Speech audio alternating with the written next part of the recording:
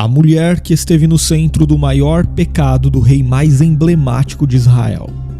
Essa foi Batseba, a esposa de Davi, que foi mãe do rei mais próspero da Bíblia, Salomão. Antes disso, teve uma vida com outro homem, Urias. A história de Batseba se mistura à história da queda de um homem identificado na Bíblia como alguém que era segundo o coração de Deus. Sua história se mistura à história de um pecado que parecia que ficaria impune, um pecado que ficaria oculto aos olhos dos homens, mas que não escapou dos olhos de Deus. E neste vídeo, você vai saber o que realmente a Bíblia diz sobre quem foi Batseba e qual foi sua responsabilidade em tudo o que aconteceu. Terá sido ela uma vítima ou uma vilã nessa história? Assista este vídeo até o final e você vai entender. A Bíblia diz que Batseba era filha de Eliã e neta de Aitofel, o Gilonita. O seu nome provavelmente significa filha de um juramento ou sétima filha. Ela também é chamada no texto bíblico de Batsuá, que significa filha de abundância. Antes de seu envolvimento com Davi, Batseba era mulher de Urias, um soldado heteu do exército de Israel. A Bíblia não traz qualquer informação ou detalhe da vida pessoal de Batseba e Urias, ou seja, não há nada disponível sobre como era o relacionamento entre eles. Tudo o que de fato se sabe é que num certo dia Batseba foi vista por Davi enquanto se lavava num ritual de purificação. Aqueles eram dias de guerra para as forças israelitas. Urias, o marido de Batseba, estava no campo de batalha a serviço do exército de Israel. Por outro lado, Davi, apesar de também ter ficado conhecido na história por ser um rei guerreiro, não estava naquela batalha. Ao invés disso, ele estava confortavelmente em seu palácio e com o coração e a mente vazios, a ponto de haver espaço neles para uma trama pecaminosa. E aqui chegamos à parte mais complicada e triste da história de Batseba. A Bíblia diz que, do terraço do seu palácio, Davi viu Batseba se lavando e a desejou. Ele procurou saber quem era aquela mulher, e mesmo depois de ter recebido a informação de que Batseba era filha de Eliã, um dos seus melhores guerreiros, neta de Aitofel, um dos seus conselheiros mais próximos, e esposa de Urias, um dos seus soldados mais leais, Davi resolveu seguir em frente, ceder aos seus desejos e ser dominado pelo pecado. Impressionado com a beleza de Batseba, Davi ordenou que a mulher fosse levada ao seu palácio. Ali, ele se deitou com ela e concretizou o seu pecado de adultério. Um tempo depois, o rei Davi descobriu que havia engravidado Batseba. Então, ele tentou a todo custo esconder o seu pecado. Primeiro, ele procurou fazer com que Urias pensasse que o filho era dele, e para tanto, ele mandou que Urias retornasse à cidade de Jerusalém na tentativa de convencê-lo a ir para casa e se deitar com Batseba. Caso isso acontecesse, o soldado não suspeitaria da gravidez de sua mulher. Mas Urias não aceitou ir para casa e se deitar com sua esposa enquanto seus companheiros estavam engajados numa guerra. Inclusive, Davi chegou até a embriagá-lo, mas ele não cedeu. Foi então que Davi se afundou ainda mais no pecado ao ordenar que Urias fosse colocado na frente da batalha para ser morto. Depois de ter passado o luto de Batseba pela morte de seu marido, Davi a tomou como esposa. Talvez em sua cabeça, naquele momento, ele pensava que tinha resolvido todos os seus problemas e que sua reputação e a honra de Batseba estavam preservadas.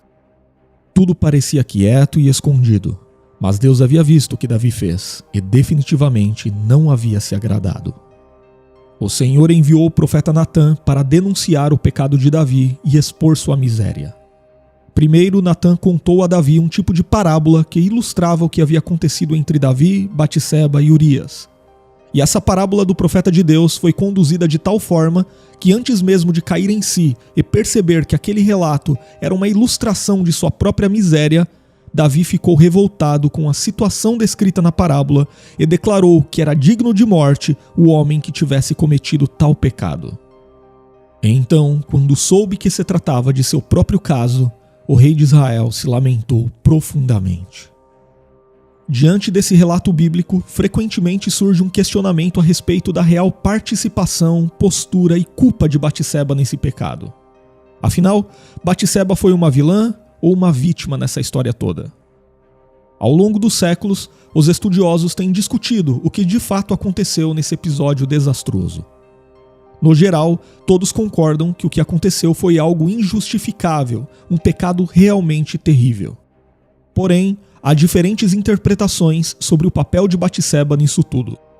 Por exemplo, alguns estudiosos sugerem que, como Davi viu Batseba do terraço do seu palácio, de alguma maneira o lugar em que ela estava se banhando não era totalmente reservado, e que ela pode ter sido imprudente nesse sentido, pois resolveu se lavar num lugar onde podia ser vista. No entanto, essa interpretação parece ser muito problemática, pois não há nada no texto bíblico que apoie esse tipo de conclusão. O fato de Davi ter conseguido ver Batseba se lavando não significa que ela foi imprudente. Aqui não podemos nos esquecer que Davi viu Batseba do terraço do seu palácio, e esta é uma informação importante no texto bíblico. E por quê? Porque do palácio Davi tinha uma visão privilegiada e estratégica da cidade. Ou seja, ele conseguia ver coisas que as outras pessoas em suas casas não podiam ver.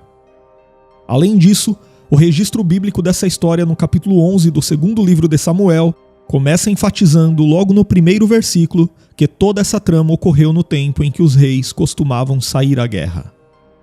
O texto muito claramente coloca Davi como alguém que estava num lugar onde não deveria estar.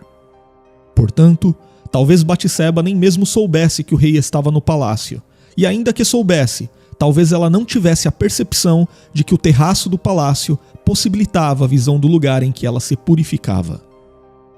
Então, dizer que Batseba teria sido imprudente nesse episódio não passa de uma especulação, de um achismo, e não um dado bíblico. E mesmo que Batseba tivesse sido imprudente escolhendo se lavar num lugar onde poderia ser vista pelo rei, isso em hipótese alguma dava a Davi o direito de tomá-la por mulher. Todavia, outros comentaristas levam essa interpretação ainda mais além e argumentam que Batseba pode ter propositalmente seduzido o rei de Israel, escolhendo fazer a sua purificação num lugar ou numa ocasião em que pudesse se insinuar para ele. Mas, novamente, esse tipo de posicionamento é mais uma especulação que não se sustenta a uma análise cuidadosa do texto bíblico.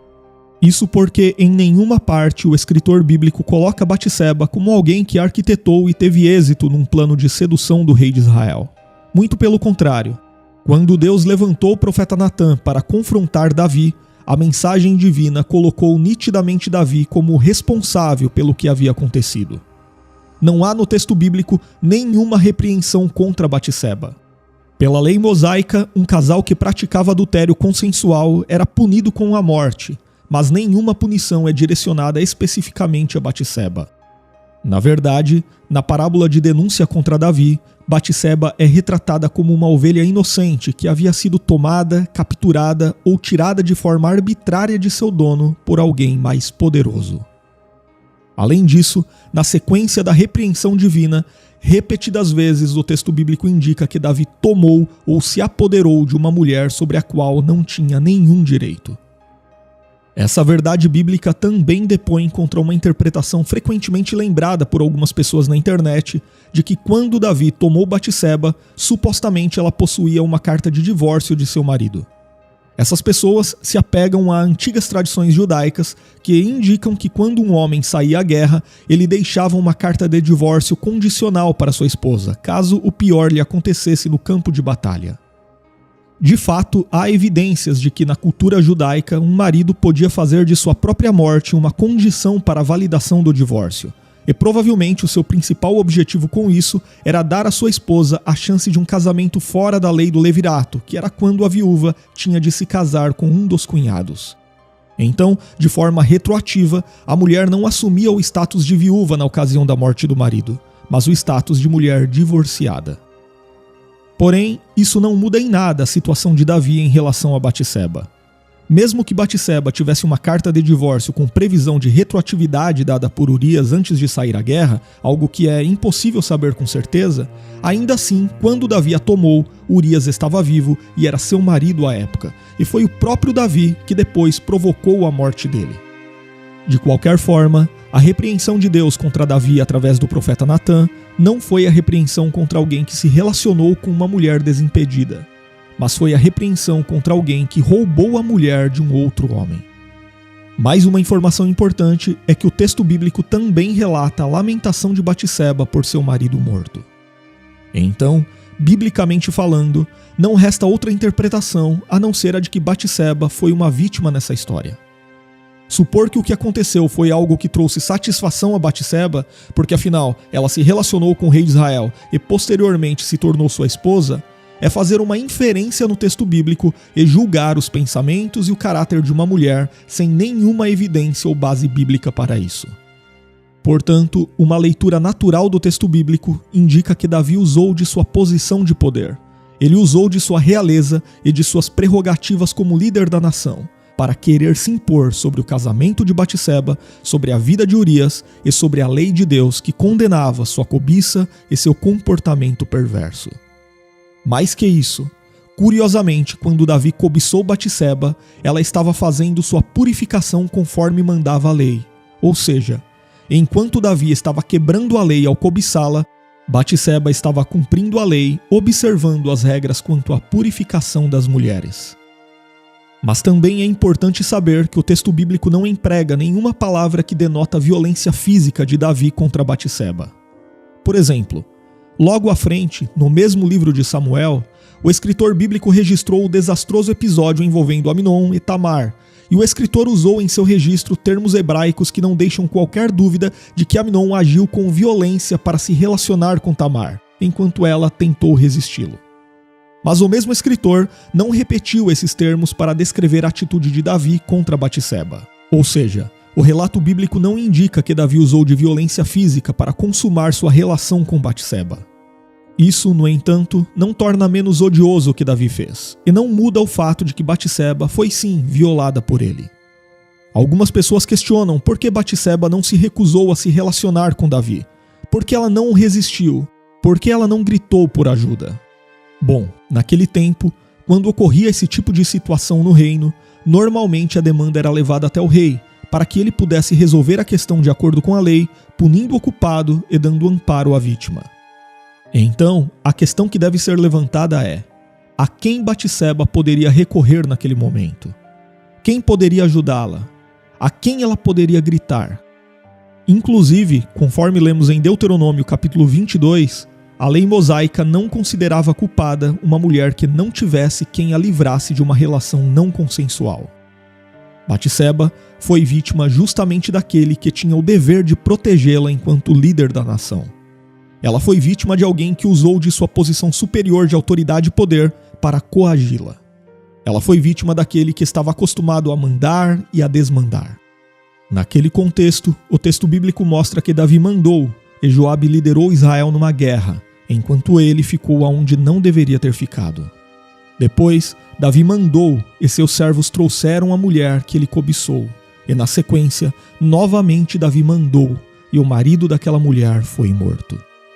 E esse padrão de Davi em conseguir seja lá o que ele desejasse dando uma ordem, somente chegou ao fim quando ele foi confrontado por alguém que, acima de tudo, era obediente a Deus e não ao rei.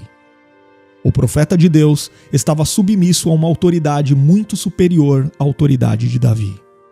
Então, o rei, que parecia intocável, percebeu que era um miserável digno de morte. A Bíblia jamais esconde os erros e os defeitos de seus heróis. E quem adota esse tipo de interpretação que coloca Davi como uma vítima da situação, ou pior, como vítima de uma mulher mal intencionada, parece querer ocultar aquilo que a Bíblia denuncia. Parece querer atenuar aquilo que a Bíblia reprova. Parece querer esconder aquilo que a Bíblia revela. E parece querer justificar aquilo que é injustificável perante o padrão moral de Deus. Mas nesse ponto, o texto bíblico mostra a grande diferença entre Davi e Saul, o rei que o antecedeu.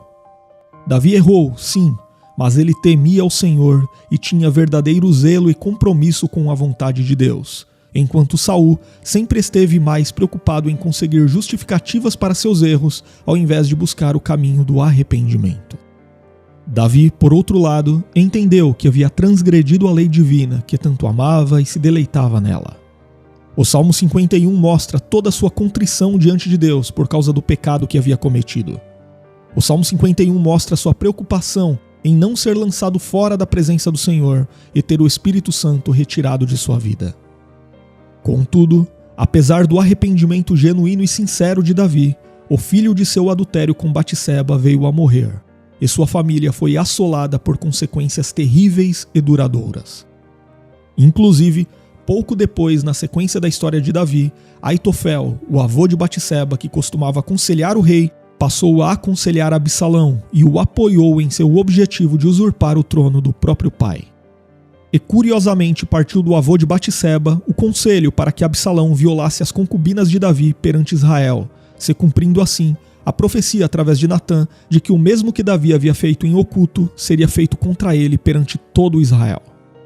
Sobre isso, muitos teólogos do Antigo Testamento acreditam que a atitude de Aitofel ao trair o rei pode ter sido uma represália contra Davi por não aceitar o que ele havia feito à sua neta Batseba. Seja como for, quando já estavam legalmente casados, juntos Davi e Batseba foram pais de outros 4 filhos: Salomão, Simeia, Sobabe e Natã. De todos os filhos de Batseba e Davi, sem dúvida Salomão foi o mais ilustre. Inclusive, a coroação de Salomão aconteceu num momento em que havia uma conspiração para que seu meio-irmão, Adonias, assumisse o trono de Israel.